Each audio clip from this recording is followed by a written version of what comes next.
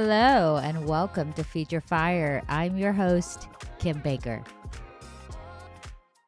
Are you a thinker or a feeler? In today's episode, we don't want you to choose. In fact, in today's episode, we're going to transform the way we think and be moved by both our head and our heart while we prepare an amazing dish that was created when I let go of overthinking, and you will not be disappointed in the result.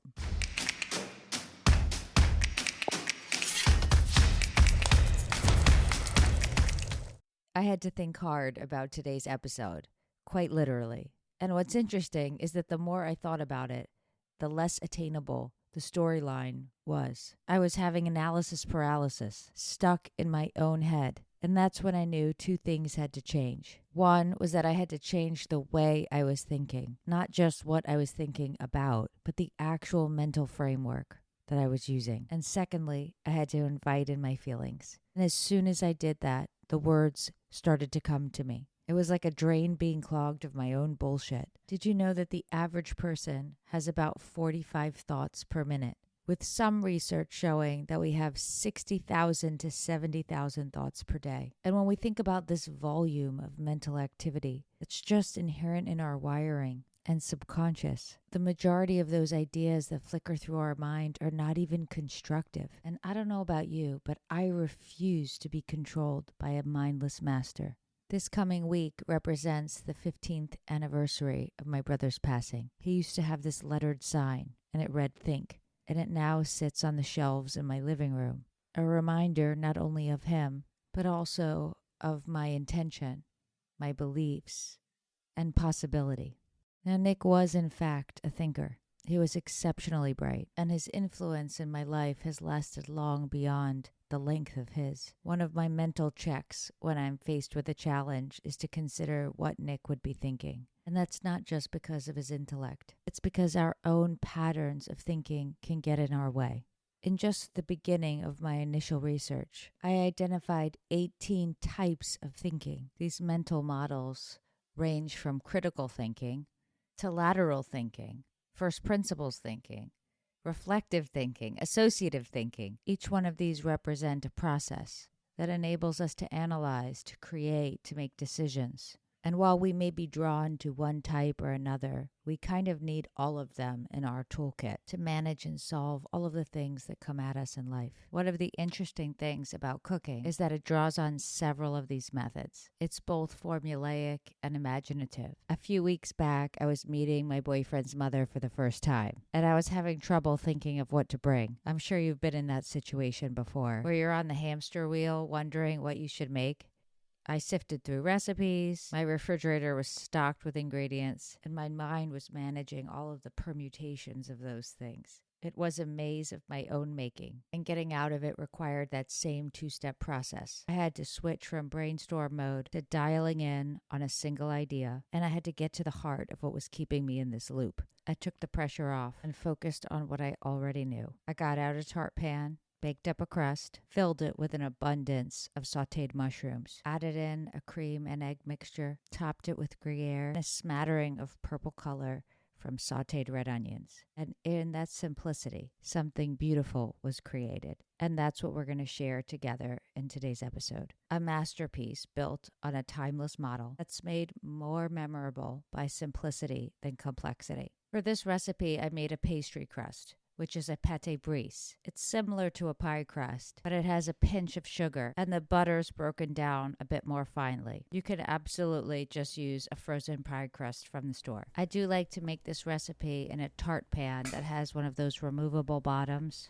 Preheat your oven to about 350 degrees and place your rolled out dough centered in that pan. Using your fingers, gently press it around the periphery of the pan, being a bit generous with the dough along the sides. Then you could just roll a rolling pin over top to trim the edges. The crust will shrink a bit when it cooks. Before we put it in the oven, we're going to dock it so that the air can escape. They sell a tool for this, but I just use a fork and poke holes around the bottom and sides of the crust. And place a piece of parchment on top. If you have weights, you can add them to the pan. I usually just use some dried beans, and this will help hold the shape of the pie crust as it cooks. Let that cook for about 20-25 minutes.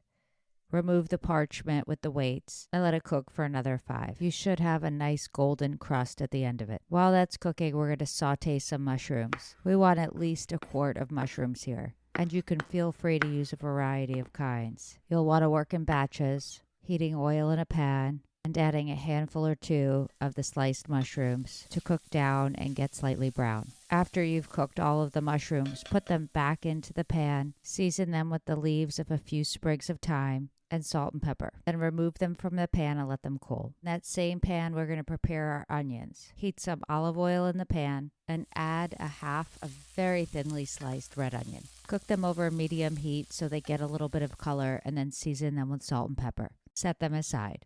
Then grate between 2 to 4 ounces of Gruyere cheese. And in a separate bowl, combine 2 eggs, cup of cream, and season that with salt and pepper. When the crust comes out of the oven, let it cool a bit, and then you could start assembling. Keep your oven on because we're going to place this back in to all cook together. We're going to start by layering half of the cheese on the bottom of the tart pan and add in the mushrooms. This is a mushroom heavy dish, so let them fill the pan. Add in your cream mixture, rest of the shredded Gruyere, sprinkle the onions on top. We want this to be in layers. Pop it in the oven and bake it for about 30-35 minutes. The eggs will have set, cheese will have melted, and the onions on top will not only add flavor, but this beautiful burst of deep purple color on top. And this, my friends, is the result of changing your thinking, of getting in touch with your feelings and creating something masterful. If anyone's wondering, it was a hit. I've since met my boyfriend's mother several times where we've shifted from food exchange to connection. Now, thinking about how we think is very meta. In fact, it's actually called metacognition. It's not something that we often talk about. We often judge thinking for quality or clarity, and we try to measure it by outcomes. But thoughtfulness is a process, not a result. And if results are what we're really after, we might need to change the type of thinking that we engage in than simply what we think about or how much time we spend doing that. Before my brother died, he called me into his hospital room. He ushered everyone else out, and I sat with him, laying on the bed, memorizing that moment. And he started to tell me about a story from when I was a child. I was having difficulty solving this math problem. And as he's telling me the story, he says that I just need to focus, and that I had taken that advice, and I went upstairs, and I came down so excited because I had figured it out. He knew that it wasn't an aptitude issue or a lack of understanding. It was that I needed to switch gears in my thinking. And that advice has stayed with me for the last 15 years, guiding me at every moment of uncertainty. I always sort of believed that he wasn't speaking from the past, and instead he was guiding me from the future. And every time I navigate my way through new challenges in life, I lean on his voice. And now, so can you.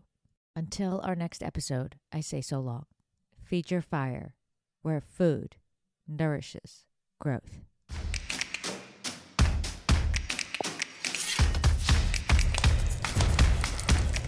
Feed Your Fire is sponsored by Kasari Consulting, where insight meets innovation. That's KASARI Consulting.com.